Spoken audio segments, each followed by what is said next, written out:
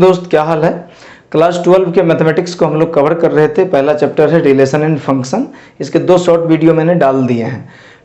हमने रिलेशन के बारे में डिस्कशन किया था, आज हम फंक्शन के बारे में पढ़ेंगे। क्या होता है रिलेशन, ये मैंने बताया हुआ है बहुत ही आसान भाषा में। 11th में आपने सेट पढ़ा था, बहुत सारे सिंबल के बारे में मैंने एक्सप्लेन किया है। आप देखिएगा, डिस्क्रिप्शन में आपको लिंक मिल जाएगा या प्लेलिस्ट में आप जाइएगा।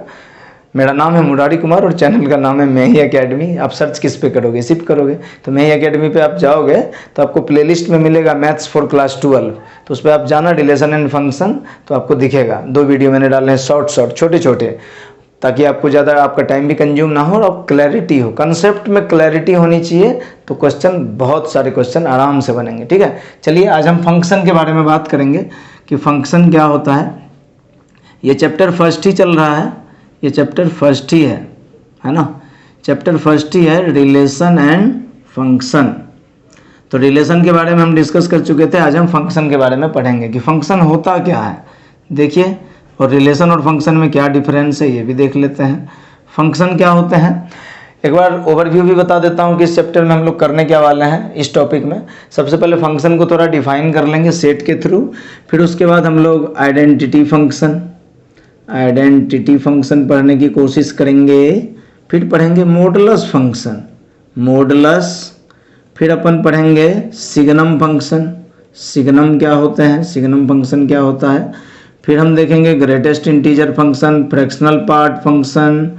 सर और भी है क्या? हाँ भैया और भी है, लॉग फंक्शन, एक्सपोनेंशियल फंक्शन, और भी हाँ, ट्रिगोनोमेट्रिक फंक्शन, और भी हाँ, और भी। तो इन सब फंक्शन को हम लोग डिस्कस करने की कोशिश करेंगे। ठीक है, फंक्शन होता क्या है।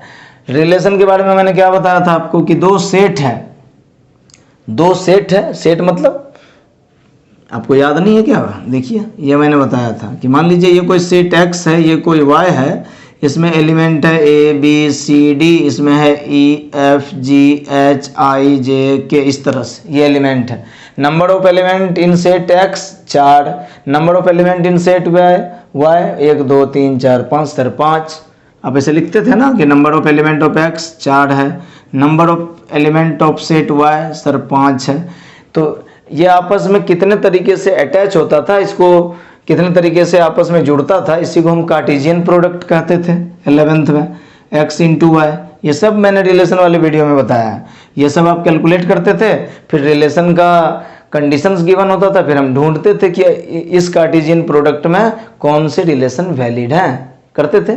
सेम चीज फंक्शन क्या होगा कि 2 सेट है, नॉन एम्प्टी सेट है, दिख रहा है आपको। नॉन एम्प्टी मतलब खाली नहीं हो, तो कहाँ खाली है, इसमें 4 है, इसमें 5 एलिमेंट है, खाली नहीं है। 2 सेट के बीच जो रिलेशन होंगे, जितने तरीके के रिश्ते बनेंगे, ये इससे मिला, ये इससे मिला, ये इससे मिला, ये इससे मिला, इस तरीके से 2 सेट x और y में जो रिलेशन होंगे वो फंक्शन तब कहलाएगा जब x सेट के सब एलिमेंट का y में इमेज होगा। समझ गए? इसका मतलब कोई फंक्शन गिवन है, मान लीजिए y = f(x) कोई फंक्शन है, आप यहाँ से x की value a b c d डालते जाओगे, y की वैल्यू आपको e f g h इस तरह से मिलती जाएगी। यही है ना। So this is function.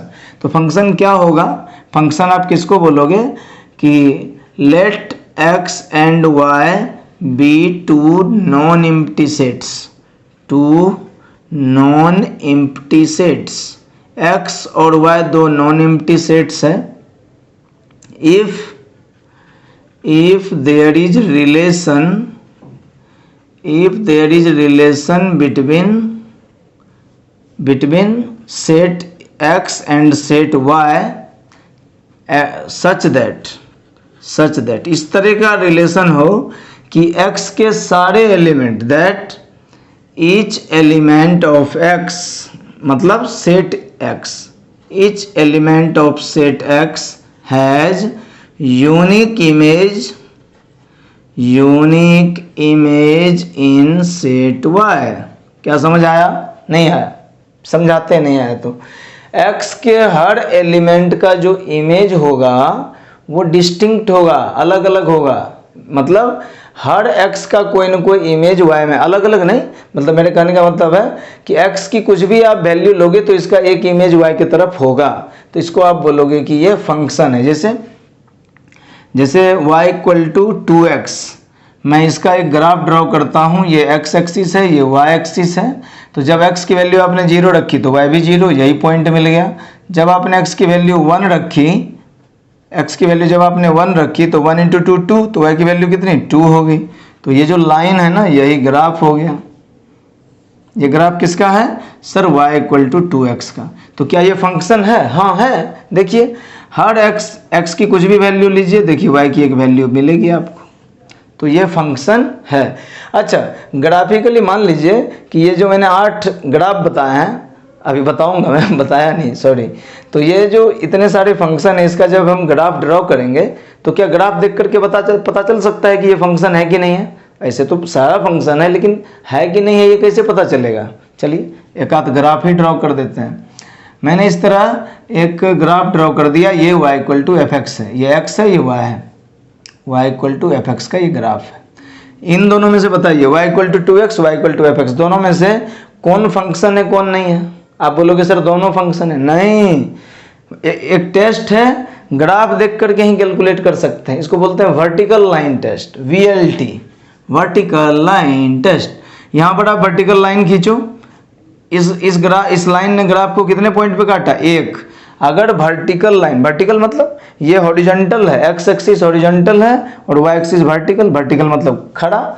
ये जो बिल्डिंग में कॉलम खड़े होते हैं, ये जो दीवार है, ये क्या है? वर्टिकल है। और हॉरिजॉन्टल मतलब ये जो नीचे का सरफेस है, ये हॉरिजॉन्टल है। तो वर्टिकल लाइन आप खींचो, यहाँ भी खींच दिया। वर्टिकल लाइन अगर ग्राफ को एक पॉइंट पे कट करे तो फंक्शन है। तो क्या ये फंक्शन है? Yes sir. क्या ये फंक्शन है? नहीं है। y equal to f x function है? नहीं है। क्यों?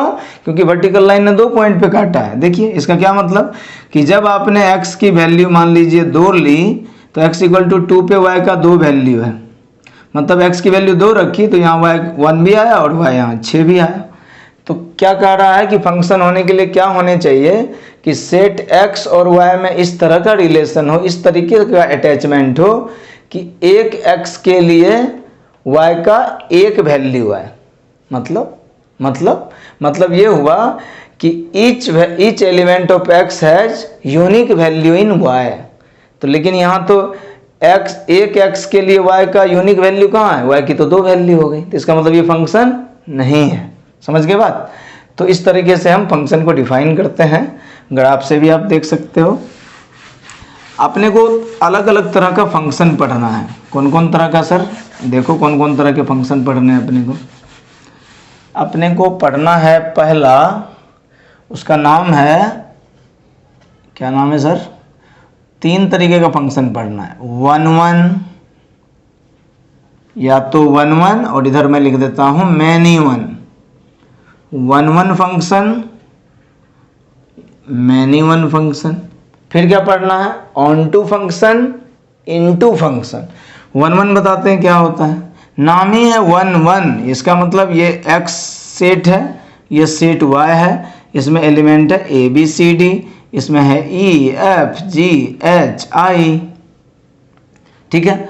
1 1 फंक्शन कब? देखिए क्या है 1 1, इसका मतलब इसका एक वैल्यू, इसका एक वैल्यू होना चाहिए। मतलब इसमें आपने एक वैल्यू ली तो y की भी एक ही वैल्यू होनी चाहिए, तब 1 1 होगा। मतलब ये कि a की a, b की g, c की h, d की i और f किसी का इमेज नहीं है। तो क्या x की अलग अलग वैल्यू के लिए y की अलग अलग वैल्यू है? x का इमेज है ये, इमेज। देखिए 1 1 से पहले फंक्शन को लिखते कैसे हैं? f is such that x y, ये सेट x है, ये सेट y है। जो x की वैल्यू है उसको डोमेन बोलते हैं, जो y की वैल्यू है उसको बोलते हैं कोडोमेन। क्या बोलते हैं? कोडोमेन। सब 11th में पढ़ा हुआ है, डोमेन और ये कोडोमेन। एक टर्म है रेंज। सर रेंज क्या होता है? आपने 11th में तो पढ़ा ही होगा कि range is the subset of codomain.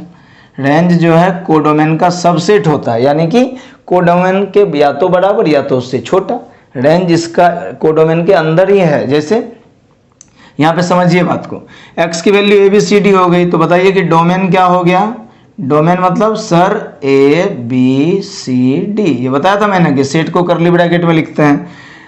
Domain codomain क्या हो गया सर, y की जो भी वैल्यू है वो कोडोमेन है। कौन कौन, E F G H I, ये पांचों। तो सर रेंज क्या हुआ, रेंज वो वैल्यू है जो x के साथ अटैच है, जो रिश्ते में है, रिलेशन में है। कौन रिलेशन में नहीं है, f नहीं है, बाद बाकी ई जी एच आई। तो रेंज क्या हो गया, e हो गया, g हो गया, h हो गया, i हो गया। बताइए रेंज में जो भी वैल्यू है क्या ये कोडोमेन में नहीं है, है। कोडोमेन बड़ा है, उसमें f भी है, इसमें f नहीं है।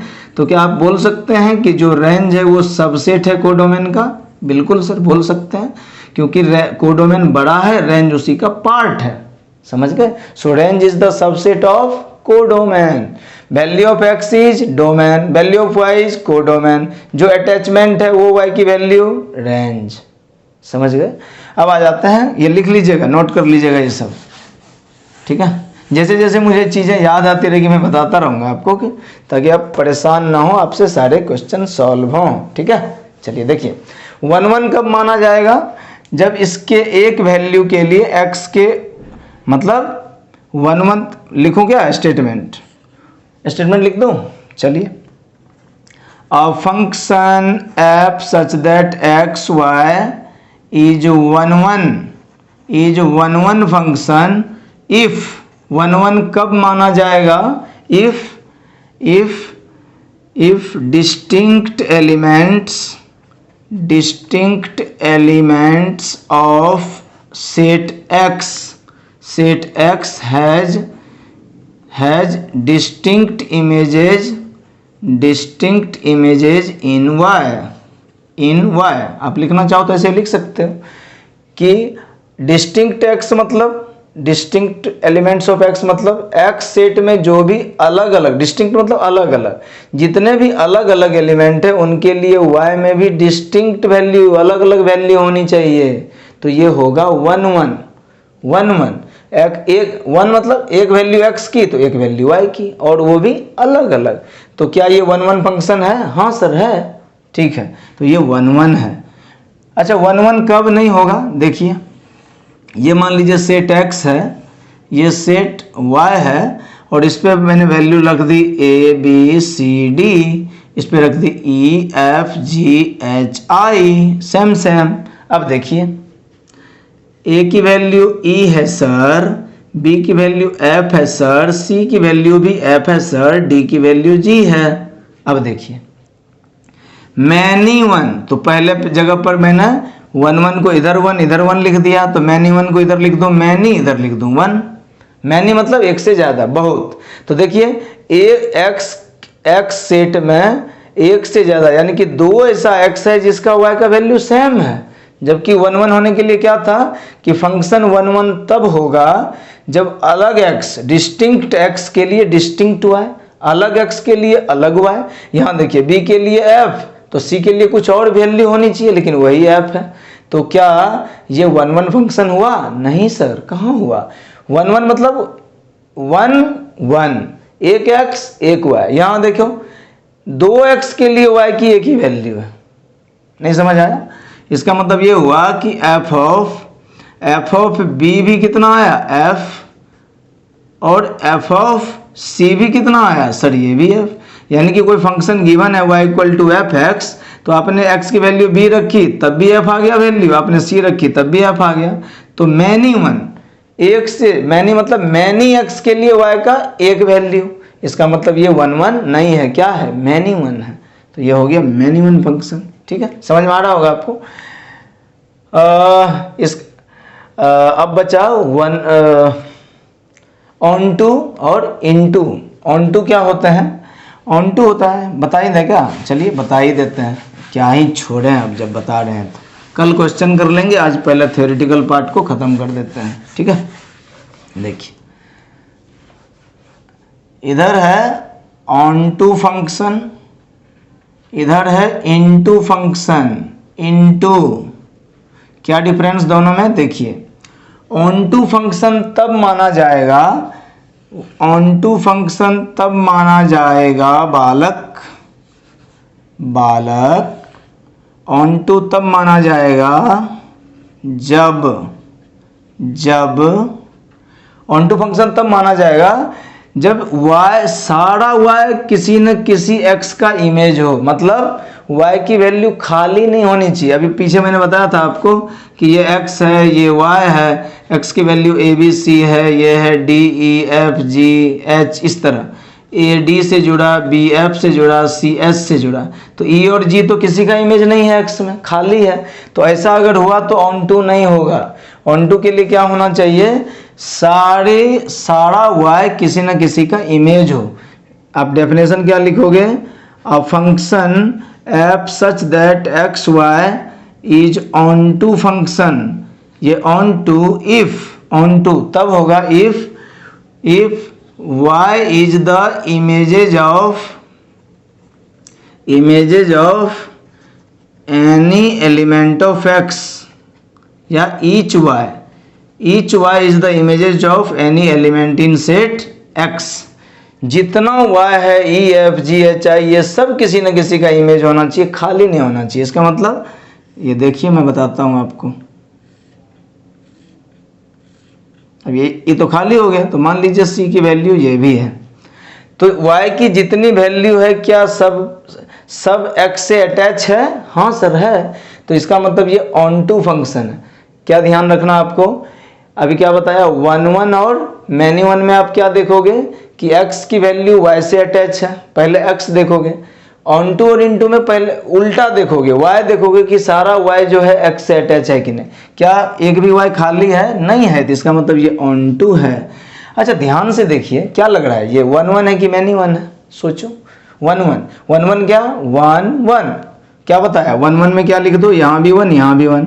क्या आपको लग रहा है कि सब x के लिए y की अलग, एक x के लिए y की एक वैल्यू है? देखिए एक x के लिए y की एक वैल्यू, एक x के लिए y की एक वैल्यू होनी चाहिए। तो यहाँ देखिए, एक x के लिए y की एक वैल्यू, एक x के लिए y की एक वैल्यू, एक x के लिए y की एक वैल्यू, एक x के लिए y की एक वैल्यू। तो ये 1 1 है कि मैनी 1 है? सोचो भाई, सोचो क्या है, 1 1। इनटू फंक्शन कैसे होगा, इनटू सर कैसे होगा, इनटू कैसे होगा, इनटू कैसे होगा? तो जो ऑन टू नहीं है वो इनटू है, ये x ये y, a b c d e f g, a d से b e से c f से g खाली रह गया। मैंने क्या बताया, ऑन टू होने के लिए, ऑन टू फंक्शन होने के लिए हर y x से अटैच हो, ये जो इमेज है वो किसी न किसी x का होना चाहिए ऑन टू के लिए। ऑन टू के लिए जितनी भी वैल्यू y की है वो x का इमेज होना चाहिए। तो यहाँ तो नहीं है इमेज, g कहाँ किसी का इमेज है, अटैच ही नहीं है। इसका मतलब ये कौन सा फंक्शन हो गया, इनटू। और ये 1 1 भी है, देखिए एक x के लिए y की एक वैल्यू, एक x के लिए y की एक वैल्यू, ये 1 1। ठीक है, समझ आया बात, 1 1। तो ये 1 1 भी है और इनटू भी है। देखिए एक चीज़ नोट करके रखिएगा, क्या क्या बता दिया अभी मैंने बताया 1 1 फंक्शन। 1 1 फंक्शन को हम लोग इंजेक्टिव फंक्शन भी कहते हैं। क्या बोलते हैं, इंजेक्टिव। और ऑन टू फंक्शन को क्या बोलते हैं हम लोग, सर इसको बोलते हैं सर्जेक्टिव। क्या बोलते हैं, सर्जेक्टिव फंक्शन भी। और दोनों एक साथ हो जाए तो, यानी कि अगर फंक्शन 1 1 भी हो जाए और ऑन टू भी हो जाए तो इन दोनों को साथ में बोलते हैं बाइजेक्टिव फंक्शन। क्योंकि दोनों, बाय मतलब 2, ट्राई मतलब 3, मोनो मतलब 1, तो बाय मतलब 2। अगर ये दोनों है, ओ से 1 1, ओ से ऑन टू, अगर दोनों है तो आप क्या बोलोगे कि दोनों किस तरह का फंक्शन है, सर बाइजेक्टिव फंक्शन है। क्या समझ आया बात, ठीक है। तो ये थ्योरेटिकल पोर्शन आप देखिएगा, कल हम बहुत सारा क्वेश्चन करेंगे इस पर, फिर हम इन्वर्स ट्रिको पे चलेंगे। ठीक है, थैंक यू सो मच।